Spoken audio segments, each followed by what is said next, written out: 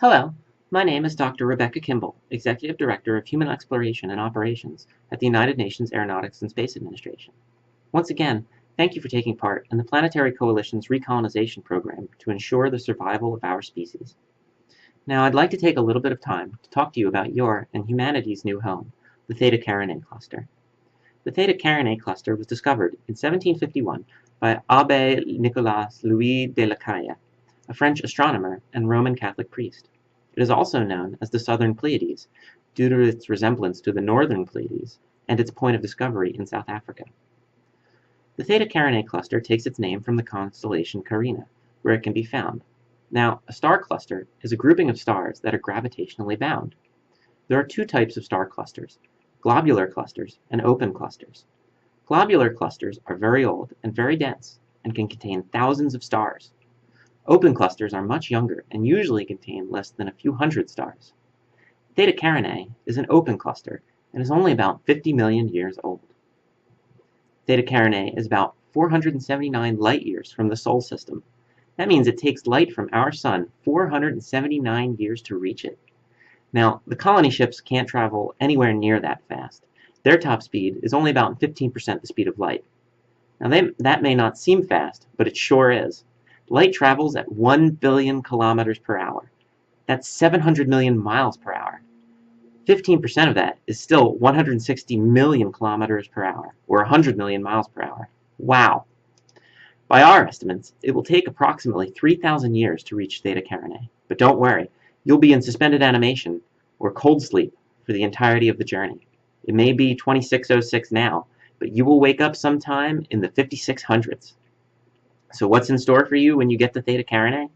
Well, first off, the cluster has 66 stars in it. Using the Tyson Deep Space Telescope Array, we have identified 24 of those stars with habitable worlds. How do we know? Well, using a method known as transit photometry, we are able to detect the movement of a planet in front of a star because its brightness dims by a tiny amount. The ratio in brightness allows us to make calculations on the radius of the planet. This method only works well with planets that are relatively close to their parent star, which is perfect for finding terrestrial or Earth-like planets. Additionally, the Deep Space Telescope Array allows us to verify the radius through triangulation. The orbital distance and period is then built up from the historical photometric data. If the exoplanet has an orbital radius and year that fall within the Goldilocks zone, or similar to that of Earth and Mars, then we identify it as a possible candidate for colonization. Lastly, as an exoplanet transits in front of its home star, the light of that star passes through its atmosphere and can be picked up from the Deep Space Array. We can then study the spectral shift of the light to determine the elemental makeup of the planet, its atmosphere, and surface temperature. We then look for telltale signs of habitability: nitrogen, oxygen, argon, carbon dioxide, methane, and ozone. In specific percentages, this elemental makeup.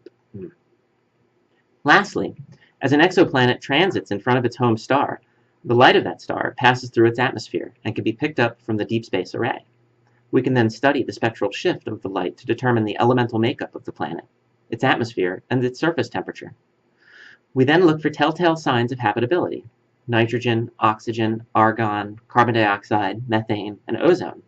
In specific percentages, this elemental makeup tells us not only is an exoplanet's atmosphere breathable, but also confirms the existence of respirating plant life and liquid surface water. This process was repeated throughout the stars of the Theta Carinae cluster, and that's how we identified the 24 stars that have Earth-like planets orbiting them.